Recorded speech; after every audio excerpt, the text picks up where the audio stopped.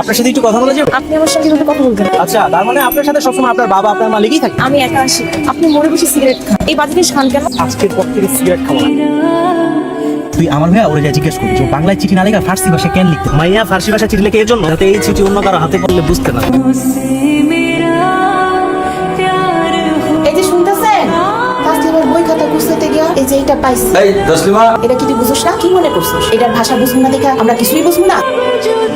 কি হচ্ছে তাসলিমা, এত জরুরি ডাকলা? আপনার আম্মা আমাদের কথা জানি না, তারা এখন আমার অন্য একটা ছেলের সঙ্গে বিয়ে দিয়ে দিবে। বিয়ে দিয়ে দেবে মানে? আপনার আমার আব্বু আমার কেউ পছন্দ করে না। ছেলে হিসেবে আমি কোন দিক দিয়ে খারাপ? আপনি তো জানেন আমরা নামাজে পড়ি, যেই ছেলের সঙ্গে আমার বিয়ে ঠিক করছে 5 ওয়াক্ত নামাজ পড়ে। তোমার আব্বাকে যে বলো আমি চেঞ্জ হয়ে যাবো, নামাজও পড়বো। আম্মা সাগর ছেলেটা খুব ভালো। এখন তো এসব কথা বলে কোনো লাভ নেই। তুই কি তোর আব্বারে অপমান করতে চাস? কেমন আছে? বাপের বাড়িতে বেড়াতে আসলে কালকে আসছি, মানুষের কাছে এখন অনেক প্রশংসা শুনি। খুব কাছের একজন মানুষকে কথা দিয়েছিলাম তো।